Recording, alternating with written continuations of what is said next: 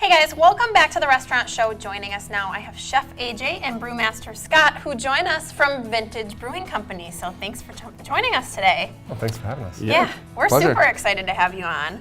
I am very excited about a couple things that we're going to talk about today, but first of all, get me started. We're doing the caprese grilled cheese. Did I do that justice? I know Pretty I didn't. close. Okay. It's a caprese grilled cheese. Okay, caprese. Caprese is one of those classic Italian salads that we converted into a grilled cheese. We kind of made it our own. Neat.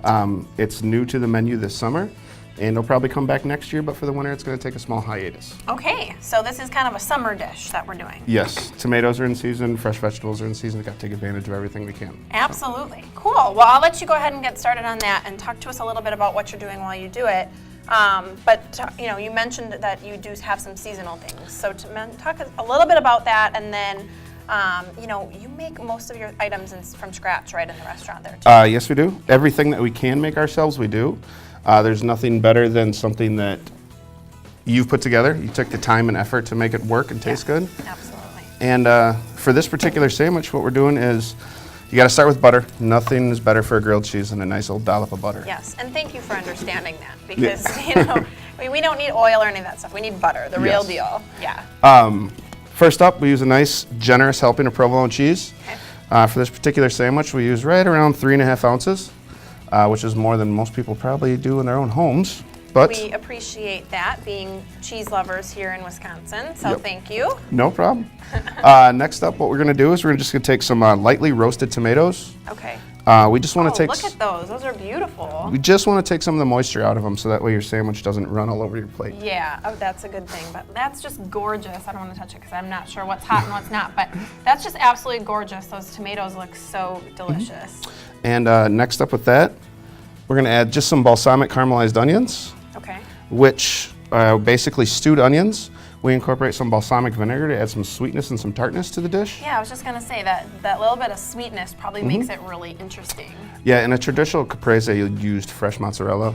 We're substituting the provolone again for the moisture content. Okay. We had a hard time creating more of a grilled cheese instead of a mess. So that was the first choice for us to do, is just to opt out and use mozzarella instead, or use the provolone instead. But that's interesting. I bet you it makes it a little bit different from what everybody else is doing, maybe. And I love that. Yep. And the last component to any caprese is fresh basil. Okay. And we've actually taken it, added roasted garlic, Parmesan, and converted it into an aioli with so we're going to finish that. So you have your own little secret special sauce. Yep. You kind of gave us a little of the tips there, Yep. but that's good. And now, this is mostly what comes on it, right? But can we add things if we want, like if we wanted like chicken on it or If something? you are a carnivore, you can add grilled chicken. Okay. We actually have seen it with bacon, ham, Oh, crispy chicken strips, turkey. It's customizable. Make it your own. That's awesome. So you will help us out with whatever whim we have when we come in for our grilled cheese. If we can, we will. We're in the business of making people happy. We love that. That's awesome. Well, that looks just great. And of course, And we have with the the finished magic version. of television, we won't make you wait while this cooks, because this is a gorgeous finished product and we want to show that off. And just super fresh. You can see that melted cheese in there. Looks so delicious. And you can't smell it, I'm sorry, but it smells really good too. So thank you for that.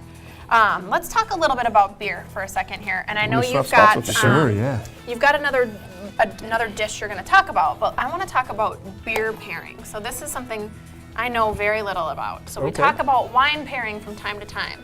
Let's talk about beer pairing, and how in the heck do you know what to pair with what? It's really easy. Wine pairings are wonderful with food too, but I think beer pairings are even easier because beer is so much more approachable. It has the kind of flavors that people are used to having in their food items. So you've got caramelized and sweet, you've got a little bit of acidity and a little sharpness. Maybe the hops add a little bit of a bitter kick. So there's so many ways that you can parallel beer flavors with food flavors.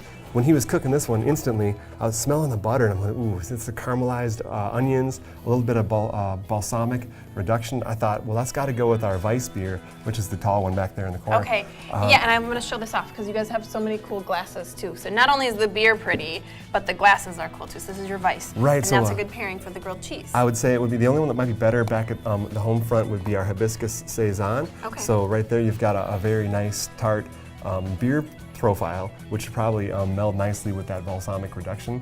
And Yeah. the provolone is a little bit of a sharp cheese, so you want to have some of the hop bite without being too overwhelming. And both of those beers are just highly refreshing, so seasonality on the beers as well as the foods. Oh, right. I love that. And tell me what else you have brought here, because you have a beautiful array of different beers in all your different cool glasses, too. We love that. So talk to me a little bit about what you brought. Sure. Well, I couldn't bring them all. We have I know, yeah. 20 beers on tap right now. We try to keep things very interesting, so any kind of beer that you might enjoy, we feel like we've got something to cover your taste. Right now I brought the Toy Boat, which is an American IPA. Yeah. A little bit hazy. It's unfiltered. We try to leave all the flavor there.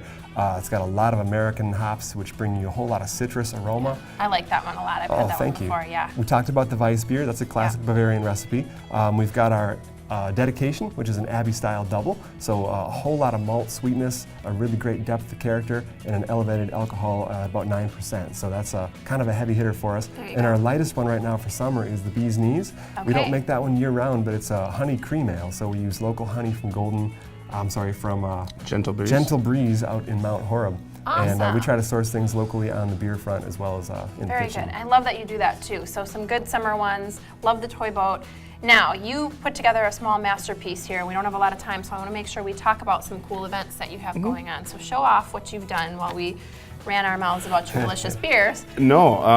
Go ahead. This plays right along with all the beers. We actually do small tasting events, sometimes 2-3 courses. Sometimes in September we have one coming up that's 5 courses. Awesome. And this is just a little example of something that we do for that.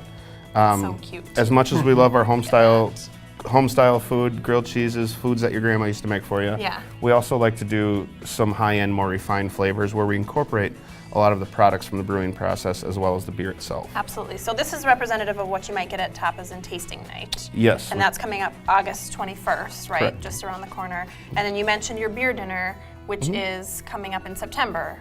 Correct, the 21st. All right, September 21st. Lots of cool stuff. Thank you so much for joining us, bringing these awesome beers, and love the grilled cheese too. That's one of my favorites. All right, guys, it goes quick. That's it for Vintage Brewing Company. Stay right there. We've got more Restaurant Show coming up right after the break.